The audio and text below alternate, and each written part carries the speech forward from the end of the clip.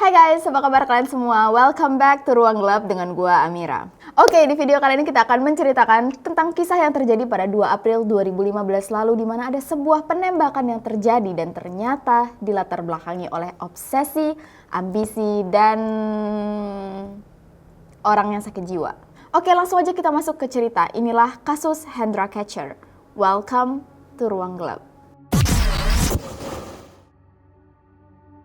Oke, pertama-tama kita kenalan dulu dengan seorang wanita bernama Brenda Delgado yang berumur 31 tahun.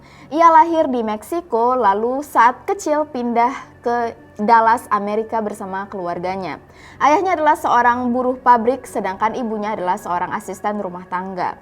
Nah, Brenda sejak kecil ini sudah ambisius. Dia disukai oleh guru-gurunya dan waktu dia lulus dari SMA sebenarnya dia pengen jadi dokter.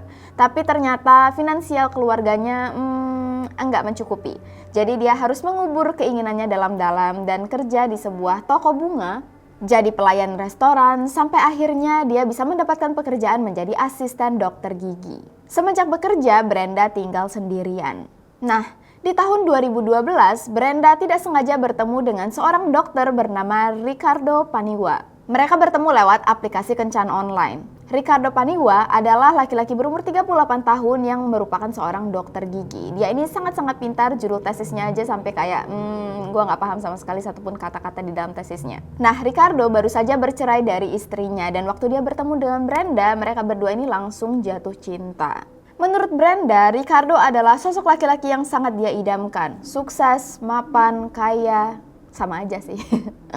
Anyways, mereka pacaran selama 3 tahun dan sempat juga tinggal bareng. Tapi suatu hari Brenda hamil dan ternyata Ricardo nggak siap untuk langsung menikahi Brenda atau membangun keluarga baru. Jadi mereka berdua sepakat untuk menggugurkan anak yang di dalam kandungan Brenda. Setelah Brenda menggugurkan kandungannya, beberapa bulan kemudian hubungan mereka kandas, mereka putus. Dan kejelasan kenapa mereka putus ini juga lebih ke Ricardo-nya yang nggak siap untuk serius dengan Brenda. Nah, waktu Ricardo putus dari Brenda, nggak tahu kenapa tiba-tiba hampir tiap kali kemanapun Ricardo pergi, dia selalu nggak sengaja bertemu dengan Brenda. Dia lagi di perpustakaan, ketemu Brenda. Lagi belanja di minimarket, ketemu Brenda. Nggak tahu kenapa. Nah guys, ternyata alasan kenapa Brenda selalu ada dimanapun Ricardo pergi, karena Brenda masih bisa mengakses semua akun milik Ricardo. Mulai dari email, iCloud, Facebook. Siapa sih yang masih pakai Facebook? Oke, 2015. Bahkan ternyata Brenda melacak GPS HP Ricardo. That's why dia tahu dimanapun Ricardo berada dan dia berharap dengan bertemunya Ricardo beberapa kali secara tidak sengaja dengan dia, Ricardo bakal mau balikan dengan dia lagi. Dan ternyata benar, mereka sempat balikan sebentar sebelum akhirnya lagi-lagi Ricardo memutuskan hubungan mereka. Brenda meskipun setuju untuk putus tetap memohon supaya bisa berteman dengan Ricardo karena di dalam benak Brenda dia masih nggak mau mengikhlaskan Ricardo pergi.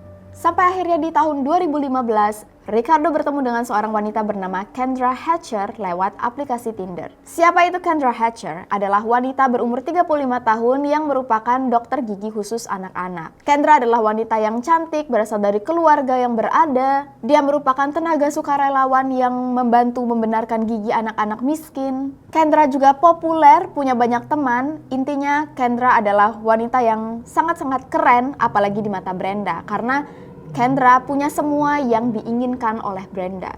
Sama seperti Ricardo, Kendra baru saja bercerai di tahun 2010 dan dia baru saja pindah ke Dallas dari Illinois. Gak lama setelah Ricardo dan Kendra bertemu, mereka berdua jatuh cinta dan akhirnya membangun hubungan yang ternyata serius. Dan Brenda bisa mengetahui semua percakapan antara Ricardo dan Kendra dari aplikasi Facebook.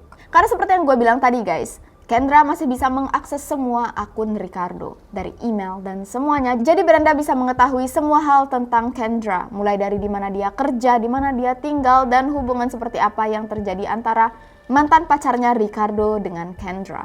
Apalagi ternyata Ricardo bakal segera menikahi Kendra dan di sini Brenda langsung kebakaran jenggot. Setiap harinya Brenda selalu memikirkan tentang Ricardo dan Kendra. Gimana cara dia untuk memisahkan dua orang ini dan membuat Ricardo bisa balik lagi dengan dia. Lama-lama Brenda ini kayak orang gila. Bahkan teman sekamar yang tinggal dengan Brenda yang bernama Jennifer sampai keluar dari kosan mereka gara-gara dia capek mendengarkan Brenda setiap hari ngomongin tentang Ricardo dan Kendra. Dia ngerasa kayak ini orang gak beres, si Brenda ini kayaknya gila gara-gara ditinggal oleh mantan pacarnya. Segila itu sampai Jennifer memutuskan untuk keluar dari kosan mereka. Nggak cuma itu aja guys, ternyata Brenda menawarkan Jennifer untuk membunuh Kendra. Kalau Jennifer setuju untuk membunuh Kendra, maka Brenda akan memberikan uang sebanyak $300 untuk Jennifer bisa beli narkoba. Gue nggak paham sih dengan kehidupan orang-orang ini. Yang untungnya tentu aja Jennifer bilang, oh no girl, no. Jennifer langsung lari keluar dari kehidupan Brenda, dia takut dengan Brenda. Tapi salah satu teman Jennifer yang bernama Crystal Cortez ternyata mengagumi Brenda. Karena menurutnya Brenda punya kehidupan yang dia inginkan. Brenda lumayan kaya, punya mobil bagus, punya pekerjaan yang oke, yang menyebabkan Crystal pengen berteman dengan Brenda. Nah guys, Brenda yang bisa merasakan kalau Crystal itu mau berteman dengan dia dan sepertinya bisa dihasut, mulai memanfaatkan Crystal. Dia lalu menjanjikan Crystal uang sebanyak $500 kalau Crystal mau membantu dia membunuh Kendra.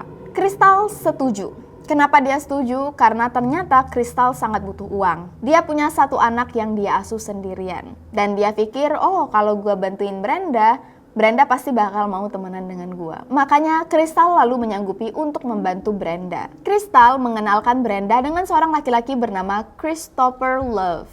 Siapa itu Christopher Love? Christopher Love adalah tetangga ibunya Crystal yang diketahui sebagai seorang kriminal yang sering bolak-balik masuk penjara. Brenda lalu mengajak Christopher untuk membantunya membunuh Kendra. Yang disetujui oleh Christopher asalkan dia diberikan uang $3.000 untuk membangun jaringan prostitusi. This guy is a piece of shit. I just say that. Jadi akhirnya Brenda, Crystal, dan Kendrick melaksanakan aksi pembunuhan terhadap Kendra.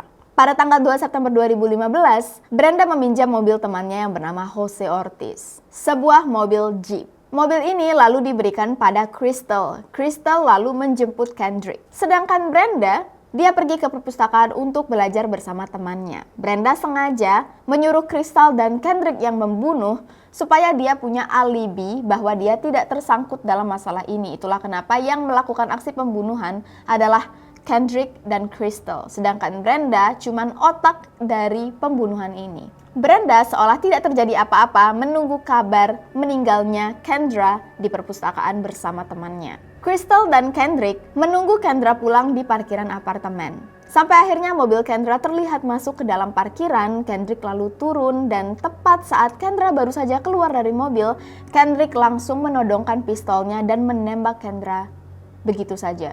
Kendra jatuh tewas di tempat. Kendrick masih sempat untuk mengambil dompet Kendra, lalu mereka Crystal dan Kendrick langsung pergi dari tempat kejadian. Brenda pikir rencananya sudah berjalan dengan matang. Dia nggak meninggalkan bukti apapun. Tidak ada lagi yang akan menghalangi jalan antara dia dan Ricardo. Berita penembakan Kendra tersebar luas se-Amerika dan polisi mencari siapa sih yang memiliki mobil Jeep yang terekam di CCTV, yang merupakan kendaraan yang digunakan pelaku untuk membunuh Kendra. Dan ternyata Jose Ortiz, kalau kalian ingat guys, adalah teman dari Brenda yang meminjamkan mobil Jeepnya, ngelihat berita ini dan mikir, itu mobil aku. Waktu Jose sadar bahwa mobil yang terekam di berita adalah mobil dia yang sempat dia pinjamkan ke Brenda, Jose tentu aja langsung menelpon polisi ketakutan. Dan dia langsung menceritakan bahwa mobil itu dipinjam oleh Brenda. Akhirnya, rencana yang dibuat oleh Brenda, Crystal, dan Kendrick terungkap. Crystal mengaku bersalah atas pembunuhan ini. Dia dihukum 35 tahun di penjara. Sedangkan Kendrick dihukum mati. Lalu bagaimana dengan Brenda? Brenda tidak mengaku dia bersalah. Akhirnya polisi memaksa Crystal untuk buka mulut, bersaksi bahwa Brenda adalah otak di balik kejahatan ini. Karena testimoninya, Crystal menerima pengurangan hukuman dari 35 tahun menjadi 15 tahun. Sedangkan Brenda terbukti bersalah dan dihukum seumur hidup di penjara. Cerita yang sangat gila. Oke guys, sampai sini dulu cerita kita kali ini. Thank you so much untuk kalian yang sudah mendukung Ruang Gelap. Please guys, be safe and stay alive.